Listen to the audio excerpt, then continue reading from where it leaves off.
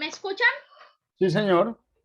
Dice la palabra en Mateo 5:13. Vosotros sois la sal de la tierra, pero si la sal se desvaneciere, ¿con qué será salada? No sirve más para nada, sino para ser echada fuera y hollada por los hombres. Muy bien, Khaled. Muy amable. Hermanito Rafael Amaya, el auditorio es suyo. Puedes abrir el micrófono. Ya, hermano, listo. Muy bien, hermano. Ok, hermano, pues Sí. quiero saludar a todos los que no he saludado. Muchas gracias, hermano Pablo, por su invitación y gracias a todos por estar en este momento conectados para que el Señor, pues a través de su palabra nos ministre, nos hable en esta tarde. Como decía nuestro hermano, la idea siempre es, ante todo, crecer. Los que no me conocen, me voy a presentar. Mi nombre es Rafael Amaya.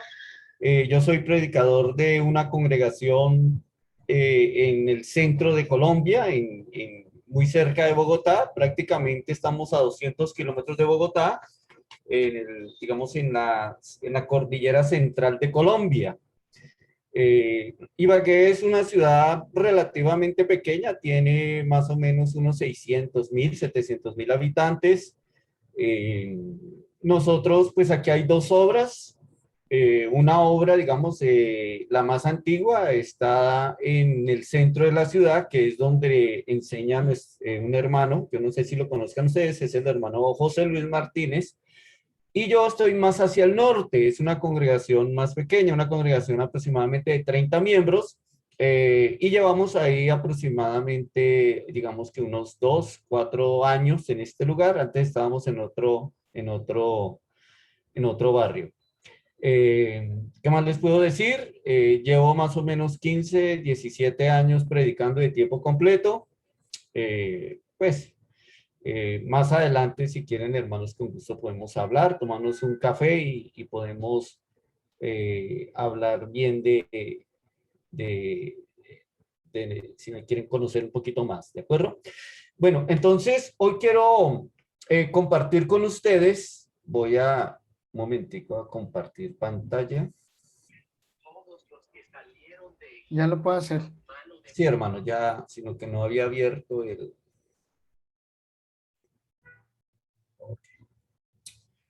Voy a compartir con ustedes digamos, una parte de la serie que estamos llevando nosotros en la congregación, que como ustedes pueden leer, se trata del fruto del Espíritu. Obviamente son 9 virtudes, hoy no vamos a ver las 9, hoy les traigo la número 7, que es la fe. Y pues esta fue la que enseñé ayer, y me pareció como interesante de pronto compartirla, aunque sé que es un tema que la mayoría de los que estamos aquí conocemos y hemos en algún momento escuchado. Sin embargo, como dice la palabra del Señor, es bueno recordar y es bueno reafirmar nuestra fe en el conocimiento. Yo pienso que una de las cosas que fallamos la mayoría de nosotros es dar por sentado que ya conocemos completamente un tema. Y ese es uno de los problemas que tengo a veces con muchos hermanos que ya dejan de estudiar porque piensan que en algún momento tienen los conceptos claros de algunos puntos bíblicos. Eso es bueno, pero sabemos que la Biblia es una fuente inagotable de conocimiento, de sabiduría, y que cada vez que usted estudia, escucha, escudriña un tema, va a poder crecer, va a poder aumentar esa fe, porque la idea de la Biblia o la idea del estudio de la palabra no es el conocimiento, sino es el aumentar nuestra fe. Bueno, entonces estamos basándonos, hermanos, en este texto, en el texto de Gálatas capítulo 5, versículos 22 al 23, donde el apóstol Pablo le escribe a los Gálatas después de haber mencionado las obras de la carne, diciendo: más el fruto del Espíritu es amor, gozo, paz, paciencia, benignidad, bondad, fe, mansedumbre, templanza. Contra tales cosas no hay ley. Bueno, voy a un poquito a contextualizar esto del fruto del Espíritu. Notemos que no dice los frutos del Espíritu como si fueran varios. No, está hablando del fruto del Espíritu. Este fruto del Espíritu sencillamente es para no, digamos, como alargar un poquito el tema, porque no es el definirlo de una manera, podemos decir que hasta muy simplista, obviamente que es mucho más profundo, es ser guiado, o sea, el que es guiado, el que en el momento está siendo lleno del Espíritu Santo, obviamente se va a manifestar en él una serie de virtudes. Y estas virtudes son las manifestaciones de aquellas personas que en algún momento, perdón, aquellas personas que en algún momento quieren empezar a caminar y a madurar en su vida espiritual. A diferencia de las obras de la carne, que sí son en plural, porque de pronto usted no tiene todas las obras de la carne que menciona en el contexto Pablo. Pero al contrario, el fruto del Espíritu sí debe estar, todas estas virtudes no son opcionales. O sea, estas virtudes, el amor, el gozo, la paz, la paciencia, son algo, o sea, son virtudes que cada uno de nosotros debe desarrollar en la vida, ¿de acuerdo? Y cada una obviamente manifiesta un sentido especial en nuestras relaciones espirituales. Por ejemplo, el amor, el gozo y la paz van más enfocados hacia nuestra relación con nuestro Señor. La paciencia, la benignidad y la bondad van relacionados hacia mi relación hacia el prójimo. La fe, la mansedumbre y la templanza están más relacionados hacia mi interior, o sea, hacia el concepto o lo que debo tener en mí mismo, ¿de acuerdo? Entonces, hoy vamos a ver la séptima, que es la fe, que tiene que ver o digamos que tiene que traducir mejor fidelidad, ¿no? Fidelidad, ¿sí? La fe, hermanos, viene de la palabra griega pistis, que significa fiel, leal, honrado, honesto, confiable.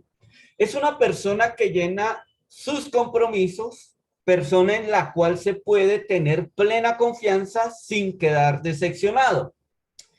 El lexicógrafo Tyler, que de pronto ustedes lo han escuchado bastante, este lexicógrafo que pues son eruditos en el griego, define esta palabra como el carácter de alguien en quien se puede confiar. Bain lo define como fiel, digno de confianza y confiable. La virtud de la confianza lo traduce este señor William Clay. Pero el punto acá es que cuando hablamos de fe, no estamos hablando de esa fe que salva, de esa fe que normalmente nosotros definimos como la certeza de lo que se espera, la convicción de lo que no se ve, lo que leemos en Hebreos. No, aquí en este contexto, hermanos, estamos hablando es de la fidelidad. O sea que, digamos que la traducción mejor o más correcta de esta palabra pistis en este contexto es fidelidad. Por eso, en la Reina Valera revisada de 1977, no lo traduce fe, sino que lo traduce fidelidad. Dice, más el fruto del Espíritu es amor, gozo, paz, paciencia, benignidad, bondad, fidelidad, ¿no? Fidelidad. O sea que esta misma palabra, pudiéndose traducirse en fe o en fidelidad, hablamos lo que, juzgando el contexto, podemos entender que la idea más, digamos, precisa es acerca de esto, de la fidelidad. Ahora, la Biblia muestra, la Biblia muestra que esta virtud de fidelidad es difícil de encontrar, ¿no? Es difícil de encontrar. Si leemos Proverbios capítulo 20, versículo número 6, dice el autor que muchos hombres proclaman su propia bondad, pero un hombre fiel, ¿quién lo hallará? O sea, hoy es difícil, o sea, igual que hoy es difícil entender, hermanos, que encontrar un hombre fiel, un hombre confiable, un hombre leal, un hombre honrado, un hombre que esté siempre comprometido. Estábamos hablando hace un momento acerca del gran problema que trajo esta pandemia en la fe de las personas. Y una de ellas es que lamentablemente su compromiso se ha visto en algún momento, se ha visto mermado al facilitarle la reunión por medio de la virtualidad, ¿no? Muchos cristianos hoy miran realmente su confiabilidad, está en prueba su honestidad, su fidelidad, su lealtad con esta sencilla circunstancia, ¿no? Por eso el Salmo capítulo 12, el 1 al 2, dice, porque han desaparecido los fieles de entre los hijos de los hombres. Habla mentira cada uno con su prójimo, hablan con labios lisonjeros y con doblez de corazón. En este tiempo, notemos que el salmista habla de que, o estaba denunciando de la falta de fidelidad en su época, describiendo una condición que suena muy parecido a nuestra condición hoy en día. Aunque es algo difícil, aún en la iglesia, y yo pienso que hoy que estamos conectados de varios países, nos hemos dado cuenta que la condición de entender esta fidelidad, esta virtud que es producida como parte del fruto del Espíritu, hace falta en muchos hermanos, ¿no? En muchos se ve la falta en algún momento de llegar a confiar. Es una persona que no da la confianza, que no da en algún momento esa confiabilidad que nosotros debemos tener en ellos. Y no estoy hablando solamente en un ámbito material de un negocio, o no estoy hablando solamente desde la perspectiva de pronto de una promesa, sino se ve en lo que hablamos en el compromiso espiritual. Hermanos que no asisten, hermanos que no leen, hermanos que en algún momento no se le ve en su vida realmente esa gran fortaleza de seguir adelante a pesar de las situaciones tan difíciles que se presentan en la vida diaria. Pero algo sí debemos tener en cuenta, hermanos, es que la fidelidad es esencial para aquellos que quieran recibir la corona. El apóstol Pablo, perdón, el apóstol Juan, que en Apocalipsis, hermanos, reveló diciendo, o el Señor Jesús le reveló a la iglesia diciendo, no tengan ningún temor de las cosas que han de padecer. He aquí, el diablo ha de enviar a algunos de vosotros a la cárcel para que seáis probados y tendréis tribulación de 10 días. Sé fiel hasta la muerte y yo te daré la corona de vida. Sé fiel, esta palabra fiel es lo que estamos definiendo, o sea, ser confiable, ser, hermanos, honesto, honrado, leal hasta la muerte, y el Señor nos dará la corona de vida, ¿no?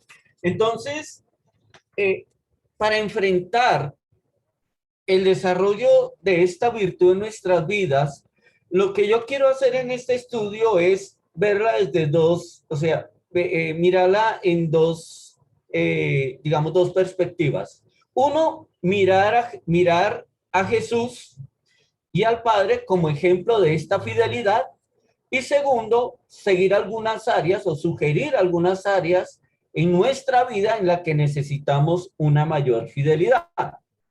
Obviamente, eh, una cosa es de pronto tener claro el tema, que es lo que yo pienso que esto no es nada nuevo para nosotros, pero otra es llevarla a la acción, o sea, llevarla a lo que como conocen los escritos, la praxis, esa famosa praxis, ¿no? Llegar a esa práctica, porque muchos de nosotros en algún momento tenemos claro el concepto, pero de ahí a ponerlo en hacerlo realidad en nuestra vida, lleva una serie de, digamos, de compromiso y que tenemos que tener muy claro para que eso se haga realidad en nuestra vida. Entonces, primero que todo vamos a mirar eh, cómo Dios, cómo el Padre y el Hijo nos han demostrado su fidelidad. Nosotros sabemos que Dios y el Padre y Jesús, hablamos Jesús y el Padre, hermanos, siempre se han mostrado en la palabra de Dios y en nuestra vida fieles. Y vuelvo y tomo esto, fieles porque son hermanos, tomo estos calificativos que son aplicables. Jesús, hermanos, y el Padre son leales, son fieles, son honestos, son confiables, ellos llenan o cumplen sus compromisos y en ellos cada uno de nosotros podemos tener completa confianza sin estar decepcionados, ¿no? Por eso, por ejemplo, en Jesús, ¿no?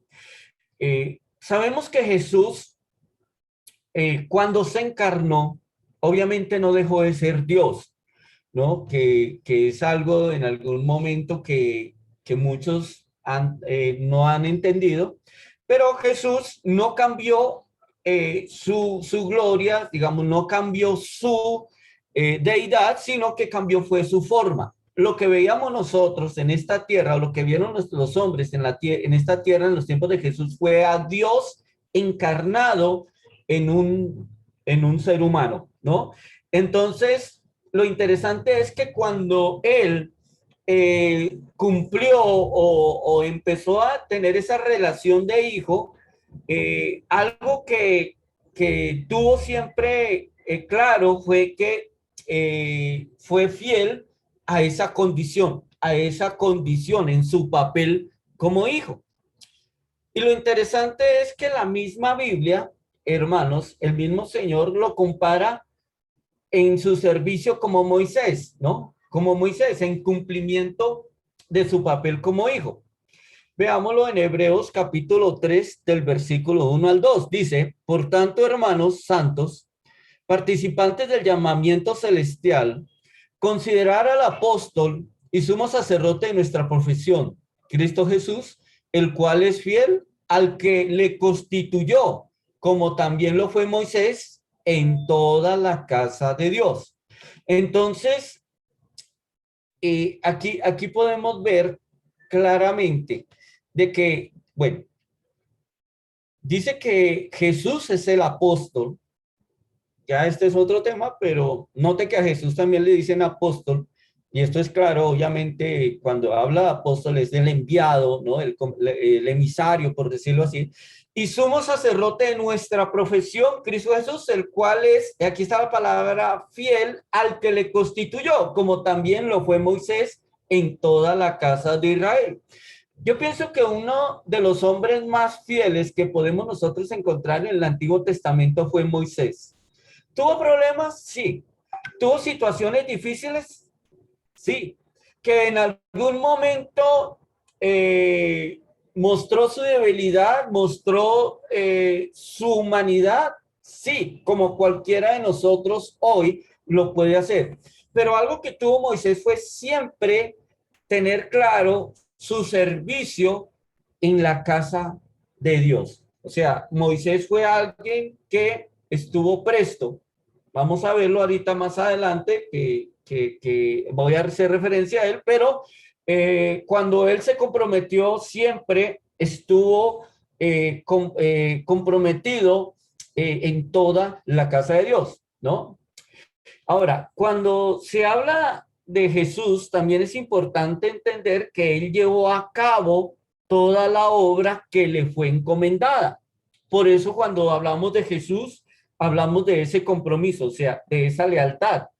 Jesús dijo, mi comida es el que haga, perdón, es que haga la voluntad del que me envió y que acabe su obra.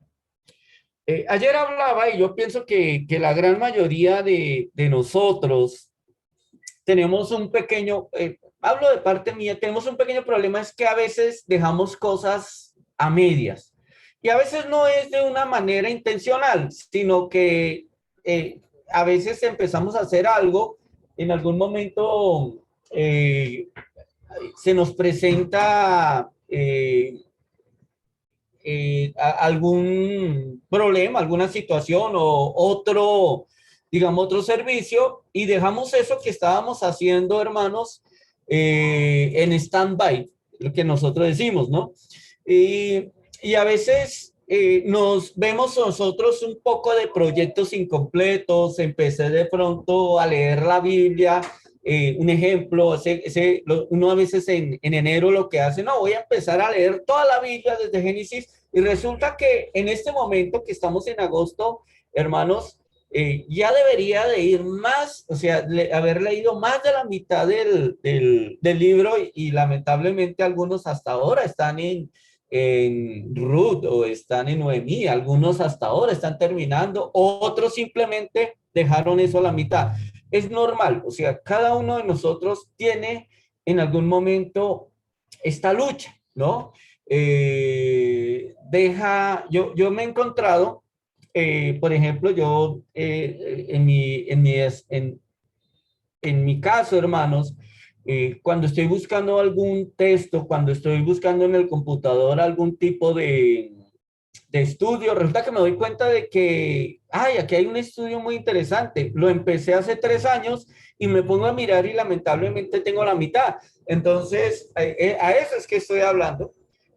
Parte de la fidelidad es entender que la obra, o sea, la persona confiable, la persona que tiene esta virtud es una persona que acaba la obra, o sea, termina lo que se le encomendó. Jesús la terminó, ¿no?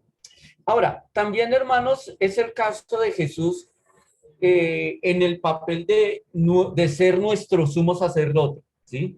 O sea, cuando vemos este papel que él asumió, hermanos, podemos ver esa fidelidad, podemos ver ese compromiso, podemos ver, hermanos, esa lealtad que él tiene hacia ese, digamos, hacia nosotros y hacia ese plan que en algún momento se estableció.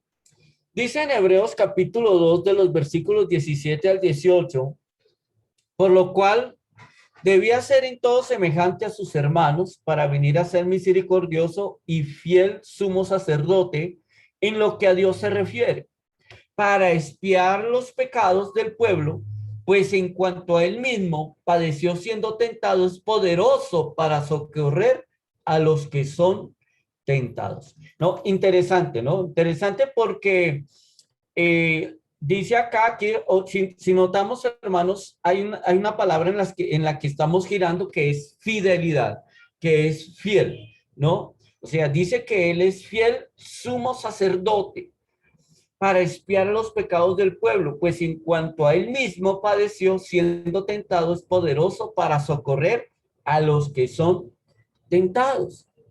Por eso, hermanos, hay algo que debemos mirar, es que en el caso del Dios, del Señor, de Jesús, Él es fiel para comprender nuestras debilidades.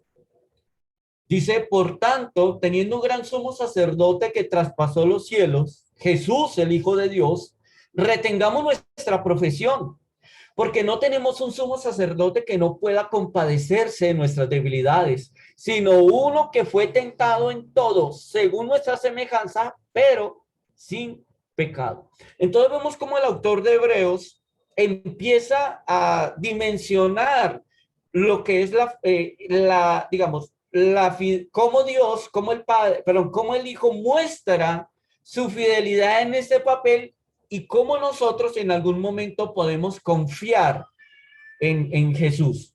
Vea que normalmente para que nosotros confiemos en alguien se necesita tiempo.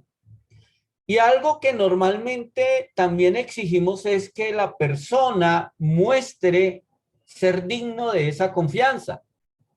Yo ayer les hablaba, normalmente los jóvenes con los que tenemos una lucha nuestros padres también tienen una lucha con nosotros, digamos, la lucha es acerca de la confianza que, digamos, en algún momento se tiene que tener con ellos, ¿no? Muchos jóvenes exigen confianza. Muchos jóvenes dicen que ya ellos son dignos de confianza y que ellos pueden manejar en algún momento muchos aspectos de su vida. Pero cuando se les otorga esa confianza, lamentablemente se defraudan o nos defraudan porque nos damos cuenta de que no son maduros, de que no son leales, de que en algún momento no son comprometidos con ese tipo de valor o de virtud que se les está en ese momento otorgando.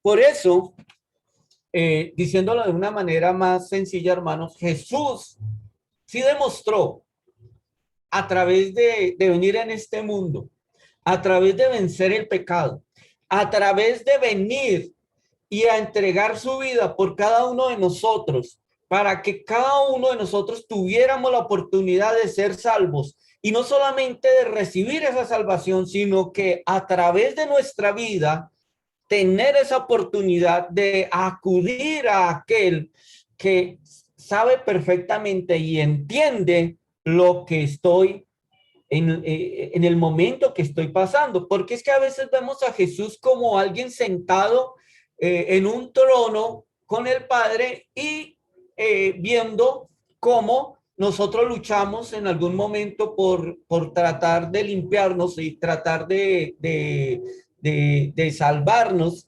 y como diciendo como un agente externo que en algún momento no acude a la salvación. No, Dios, digamos, en este caso podemos ver que Jesús tiene, hermanos, una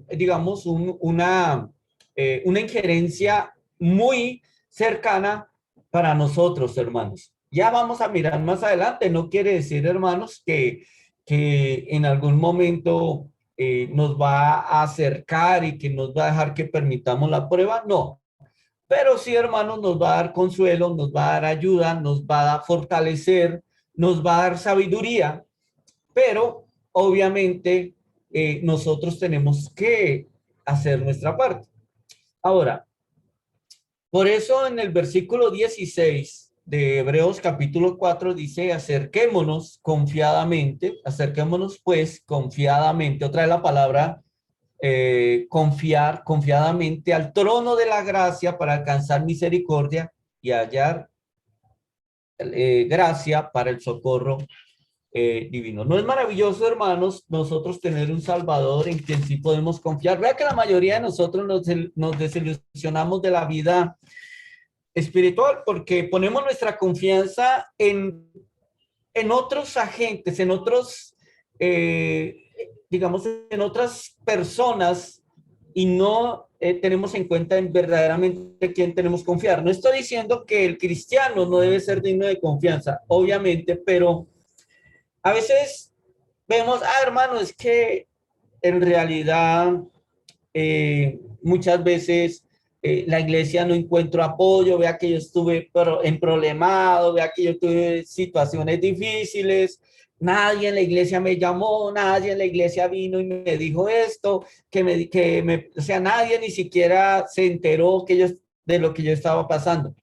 Obviamente es una falencia que la iglesia en su momento tiene que arreglar, tiene que tomar las medidas pertinentes para que eso se pueda solucionar, pero si usted tiene la confianza en Jesús, tiene los ojos en el Señor, Él, créame que no le va a fallar. Él es confiable y esto es maravilloso. Ahora hablemos del Padre, ¿no? Hablemos del Padre, hablemos de Dios. Dios siempre se ha conocido por su fidelidad. O sea, y esto es como, cuando hablamos de Dios, hablamos de confianza y es algo que siempre está estrechamente relacionado. En Deuteronomio capítulo 7, versículo número 9, el Señor habla de, conoce pues que Jehová tu Dios es Dios, y otra vez, Dios fiel que guarda el pacto y la misericordia a los que le aman y guarda sus mandamientos hasta las 1000 generaciones. Entonces, muchas veces, hermanos, nosotros nos olvidamos de la fidelidad de Dios, ¿no? De la fidelidad de Dios. Pero un hermano que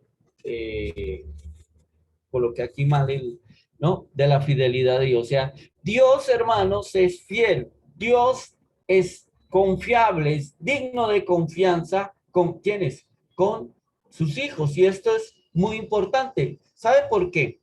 Porque primero que todo debemos mirar de que Él es fiel, hermanos, en este sentido. No permite que seamos tentados más allá de lo que podemos soportar. Vea, esa es la promesa de Dios. Y créame que si Dios lo promete, lo va a cumplir, porque Él sí es fiel. Él tiene este tipo de compromiso, ¿no? O sea, vea lo que dice 1 Corintios 10:13. Dice, no os ha sobrevenido ninguna tentación que no sea humana, pero fiel es Dios, que no os dejará ser tentado más de lo que podáis resistir, sino que dará también juntamente con la tentación la salida para que podáis soportar. Eso es un texto maravilloso, hermanos, un texto que nos llena de fortaleza. Tentación y prueba, hermanos, es algo que va muy relacionado. Digamos que no vamos a tratar en esta oportunidad de entrar en ese, digamos, en ese concepto, pero lo importante es que independientemente estemos en tentación, estemos en prueba, ¿no? Dios es fiel. Otra vez la palabra fiel. Dios es fiel.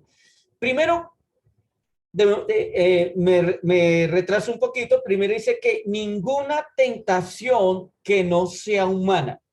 O sea, lo que está diciendo aquí el apóstol Pablo es que no hay ninguna tentación que pueda ser más, o sea, que sea más grande que el ser humano o que sea tan difícil o tan fuerte que el ser humano no la pueda soportar. Hay cosas inhumanas, ¿sí? Hay dolores, digamos, hay cosas que el hombre no puede soportar porque está fuera de su, digamos, sí, fuera de, digamos, de su poder de, en algún momento de llegar a salir o, bueno, de soportar porque sabemos que,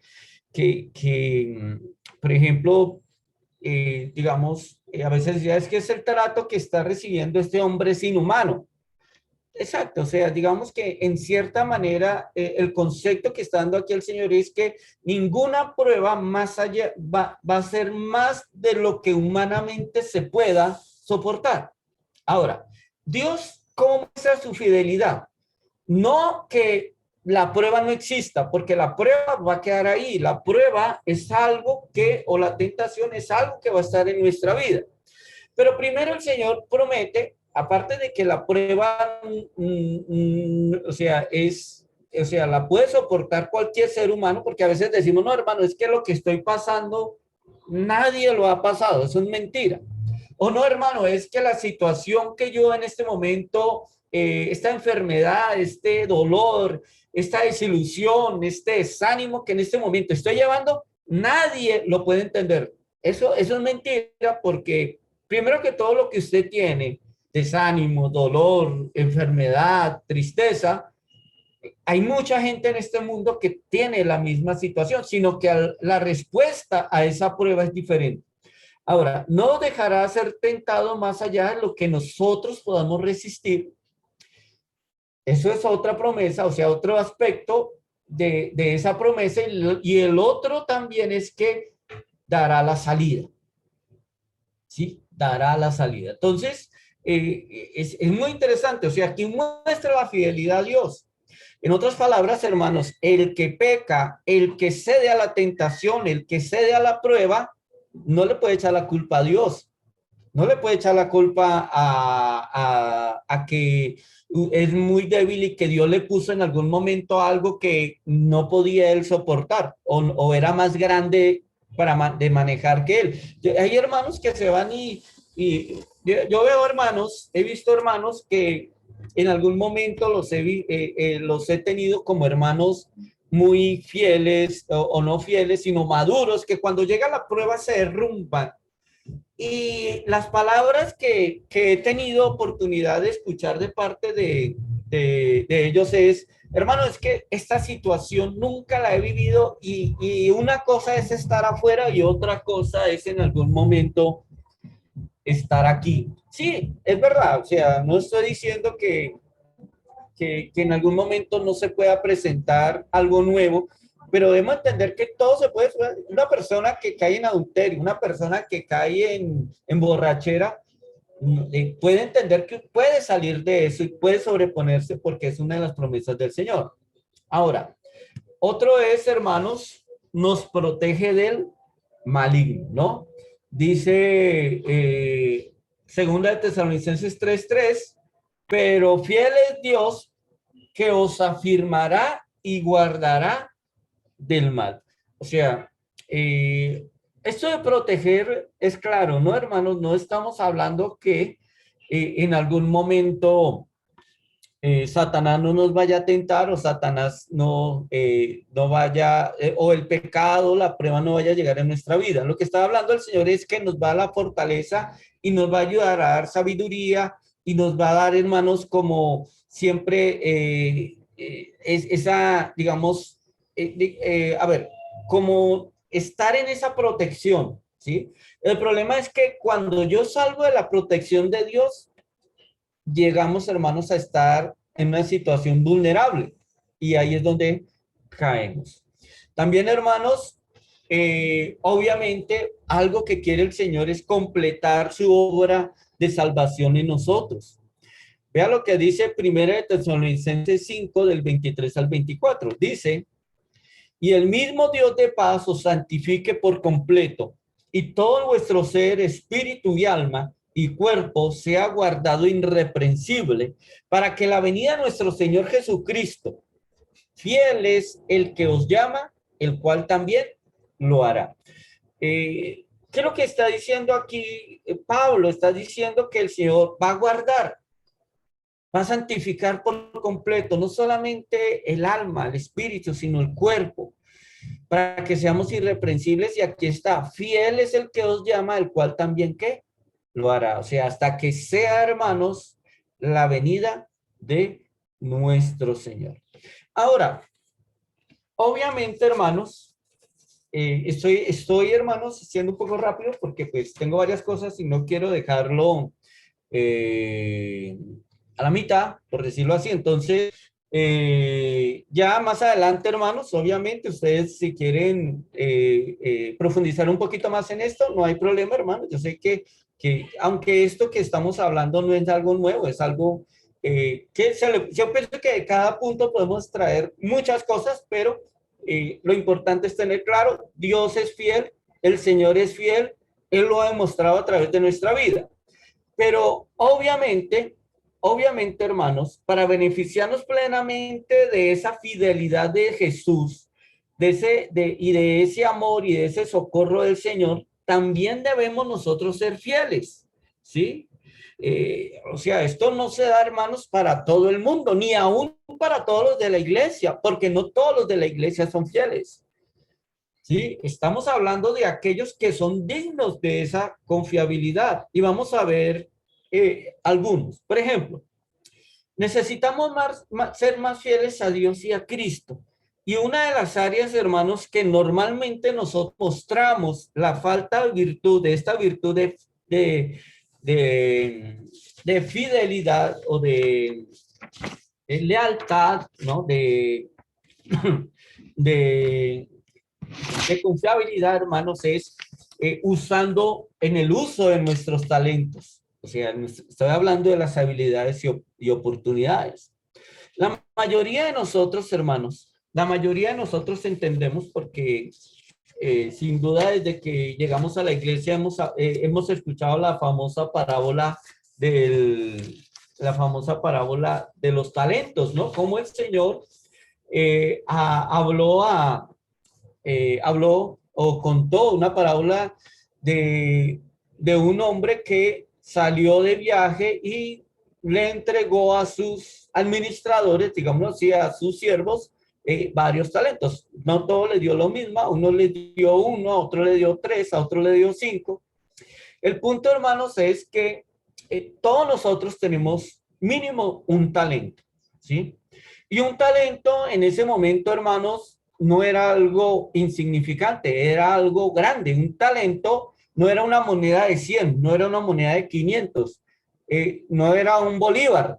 Hermanos, un talento, hermanos, implicaba en su momento tener más, o sea, casi un año, si no estoy mal, no lo recuerdo bien, ustedes de pronto lo tendrán claro, me parece que un talento equivalía a un año de salario de un siervo, ¿no? Entonces era un buen dinero. Lo que sabemos, hermanos, o entendemos es que el uso, o sea, Dios se agrada cuando nosotros ponemos esos talentos en el servicio. Vea lo que dice. Y su señor le dijo, bien, buen siervo y fiel, sobre poco has sido fiel y sobre mucho te pondré. Entra en el gozo de tu señor. Entonces, conocemos la historia, hermanos, de que no todos aprovecharon esa oportunidad. Hubo uno que guardó el talento, pero hubo otros que lo multiplicaron. A estos que le multiplicó, a estos que él hizo, pusieron a producir su talento, el Señor se gozó, dice, entra en el gozo de tu Señor. Ahora, está la otra cara de la moneda. Lamentablemente, hermanos, con demasiada frecuencia, la gente, muchos hermanos, como el hombre de un solo talento, lo entierra, ¿no? Y esto, hermanos, en lugar de dar gozo al Señor, lamentablemente le desagrada, ¿no? En los versículos 24 al 25 dice, pero llegando también el que había recibido un talento, dijo, Señor, te conozco que eres un hombre duro, que ciegas donde no sembraste y recoges donde no esparciste. Por lo cual tuve miedo y fui y escondí tu talento en la tierra. Aquí tienes lo que es tuyo. Respondiendo su señor le dijo, siervo malo y negligente, ¿sabías que ciego donde no sembré y que recojo donde no esparcí? Bueno, no le traje nada más del versículo porque la mayoría de nosotros lo conocemos. Pero el punto es que el Señor, hermanos, se desagrada, ¿sí? Porque usted no es digno de esa confianza que en algún momento el Señor le ha dado, ¿sí? Porque, vuelvo y repito, en la iglesia todos, absolutamente todos tenemos un talento. Y lamentablemente cuando pasa el tiempo, muchos hermanos ni siquiera identifican ese talento. No lo ponen a producir, no lo ponen, hermanos, o no lo explotan, no lo ponen al servicio de la iglesia. ¿Y qué es lo que la mayoría de nosotros, hermanos, tenemos? Excusas, ¿no? La mayoría de nosotros podemos tener la excusa perfecta para no, hermanos, poner a producir este talento, como lo hizo Moisés. ¿Ustedes se acuerdan Moisés en la zarza ardiente cuando el Señor lo llamó? ¿Cuántas excusas puso? ¿Cuántas? O sea, cualquier cantidad, hermanos, que una vez que no hablaba bien, el Señor dijo, no importa, aquí le tengo a su hermano, ¿no? Aquí le tengo a Aarón. Yo le arreglo el asunto. O sea, es interesante que cada excusa que colocaba Moisés, el Señor proveía una manera de una solución. ¿Qué excusa tiene usted para no explotar su talento? ¿Qué excusas saca usted para en algún momento no hacer o no estar sirviendo en la iglesia como debería ser? Vivo muy lejos, estoy ya muy anciano, estoy muy joven, hoy va a llover, más adelante estoy muy endeudado. Hace un momento hablaba con uno de los problemas que tengo ahorita o tenemos ahorita en la congregación, hermanos, es que lamentablemente el salir de la pandemia hizo que muchas empresas empezaran a producir unas, digamos, de una manera extraordinaria y muchos hermanos están digamos, en esa situación de que su asistencia, su servicio está puesta a un lado porque está trabajando, están viajando, porque los negocios, bueno, que no está mal, el Señor nos manda, dice que el que no quiera trabajar, que tampoco coma, pero hay que saber. Entonces, a veces nosotros sacamos excusas para inventar esto. ¿Sabe algo que nosotros debemos entender, hermanos, para entender esto de la fidelidad? Es que primero que todo debemos mirar que debemos ser fieles en las cosas pequeñas. A veces nosotros pensamos que lo único bueno que hay para hacer en la iglesia es predicar el evangelio y que tiene que ser allá en el púlpito o evangelizar China o de pronto coger un avión e irme para África, para Amazonas, porque allá sí necesitan del evangelio, pero como es que eso tan grande no se da o cuando se da no, de pronto no hay la posibilidad de hacerlo. Entonces, cuando tengamos la oportunidad, yo conozco muchos hermanos que siempre sacan su excusa de decir, hermano, cuando salga de deudas, hermano, cuando salga de este problema, hermano, cuando solucione esta situación. No, mire que cuando nosotros somos fieles en estas cosas pequeñas, el Señor se da cuenta. Vea lo que dice Lucas 16:10. El que es fiel en lo muy poco, vea lo que dice, en lo muy poco, también en lo más es fiel. Y el que en lo muy poco es injusto, también es en lo más, pero también en lo más es injusto. O sea, muchas veces, hermanos, el asunto es que nosotros esperamos es que haya grandes cosas, que a veces pensamos que, que hay trabajo en la iglesia que no es digno de mí, a veces no visitamos, cuántos hermanos muchas veces toca rogar para que se haga el aseo, cuántos hermanos hay que normalmente pasa es que cuando se va a cambiar el orden, por ejemplo, de la cena, que el que haga el jugo, que el que haga el pan, a veces toca esperar 10, 15 minutos a que alguien por allá levante la mano y diga, hermano, yo hago esta semana el jugo, hermano, yo hago esta semana el aseo, porque a veces se piensa que estas cosas pequeñas no son de interés, pero no. Si usted muestra fidelidad en estas cosas pequeñas, en una visita, en una llamada, usted no tiene la posibilidad de ir a China a predicar, pero sí tiene la posibilidad de llamar a un hermano que en algún momento lo necesita. Eso es lo poco, por decirlo así, en la asistencia.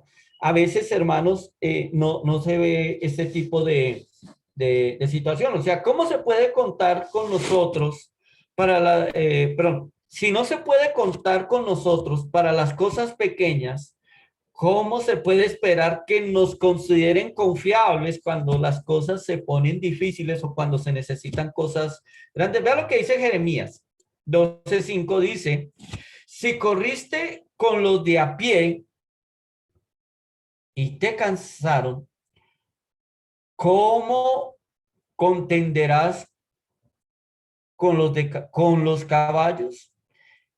Y si en la tierra de paz no estabas seguro, ¿cómo harás en la espesura del Jordán? Qué sabio Jeremías en esto, hermanos. Qué sabiduría. Obviamente inspirado por el Espíritu Santo. O sea, si usted le cuesta, o sea, si usted pone tanto problema poder ir, hermanos, a visitar a un hermano, ahora sí, mucho más va a ser si el Señor le encomienda algo más grande. Ahora, necesitamos ser fieles en la iglesia, hermanos. Necesitamos ser fieles en la iglesia, ¿sí? La familia de Dios, hermanos, la iglesia siempre tiene necesidad de personas que sean verdaderamente fieles, es decir, fiables, dignas de confianza, leales. La falta de fidelidad, lamentablemente, hermanos, se puede ver en la casa de Dios, en la familia de Dios de varias maneras. Y una es, hermanos, sabemos que es dejando de congregarnos, ¿no? El Señor dice en Hebreos 10 del 24 al 25, considerémonos unos a otros para estimularnos al amor y a las buenas obras, no dejando de congregarnos como algunos tienen por costumbre, sino exhortándonos, y tanto más cuando veis que aquel día se acerca.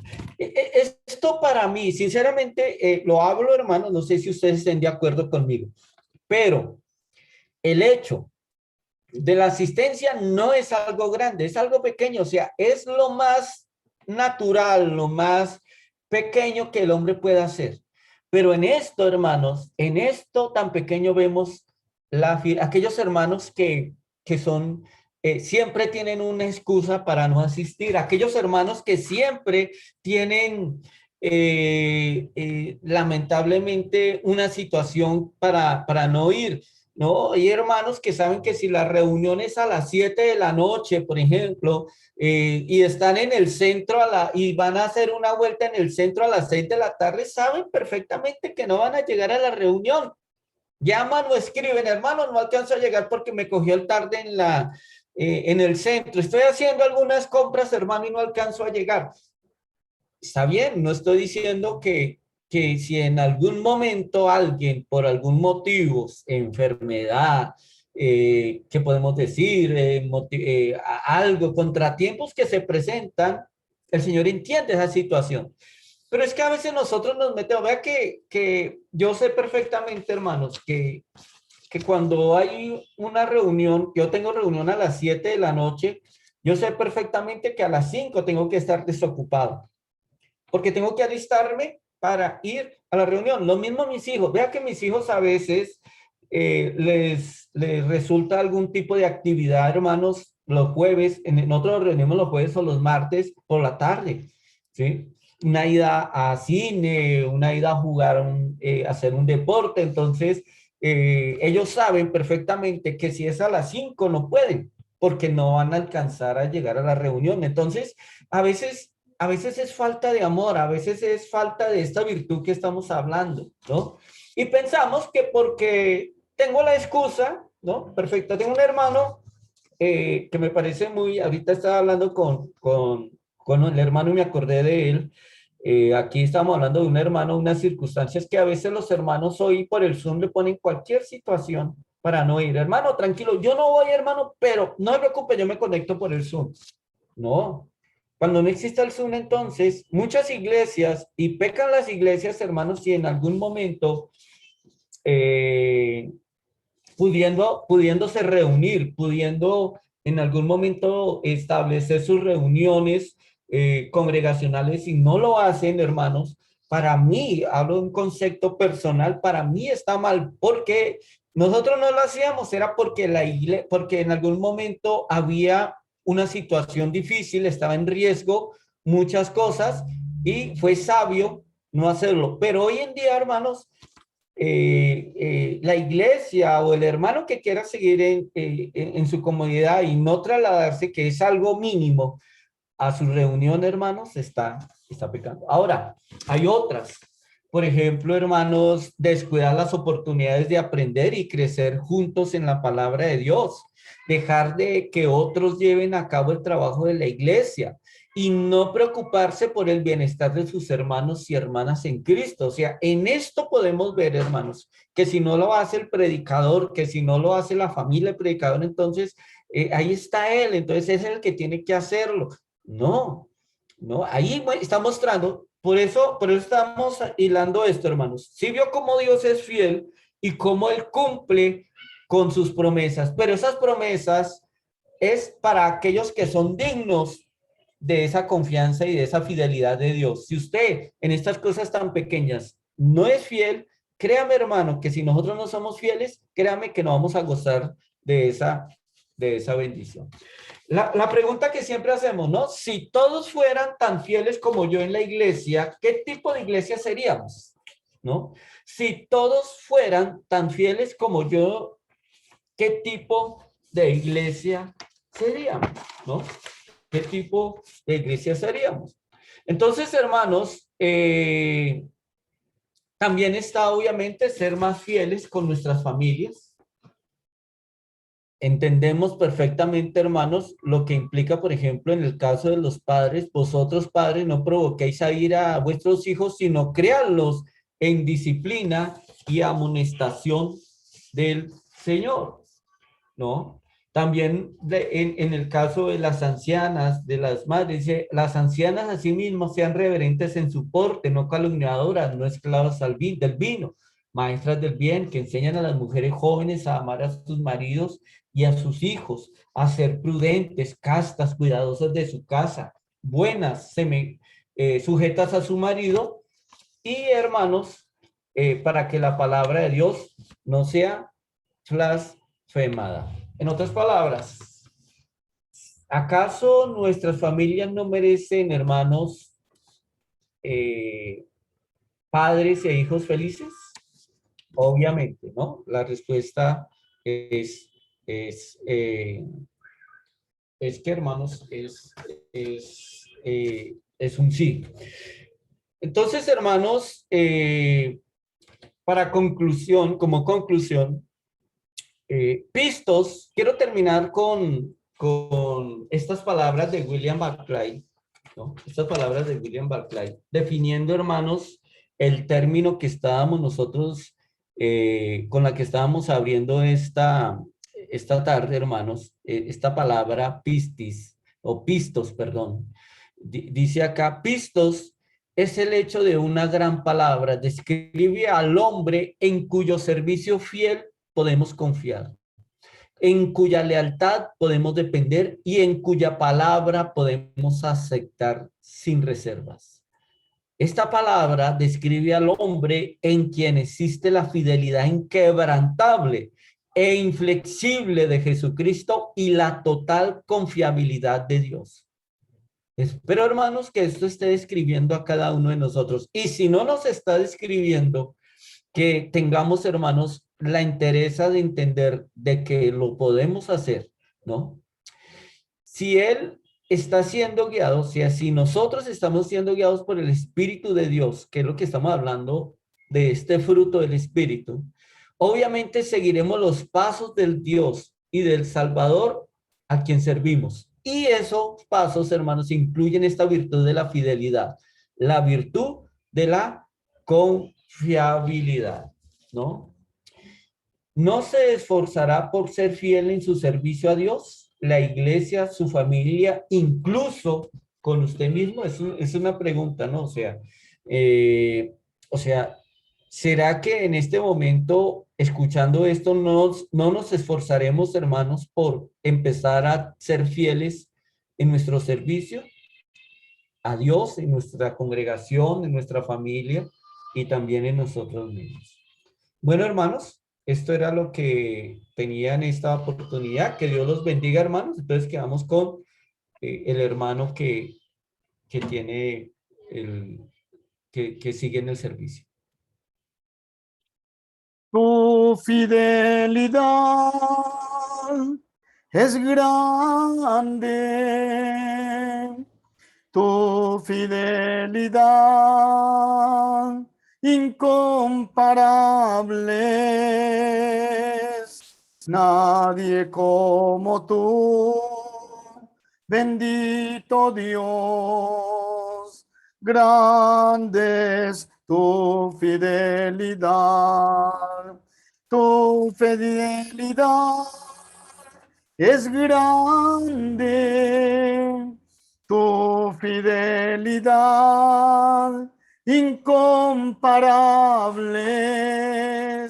Nadie como tú, bendito Dios, grande es tu fidelidad.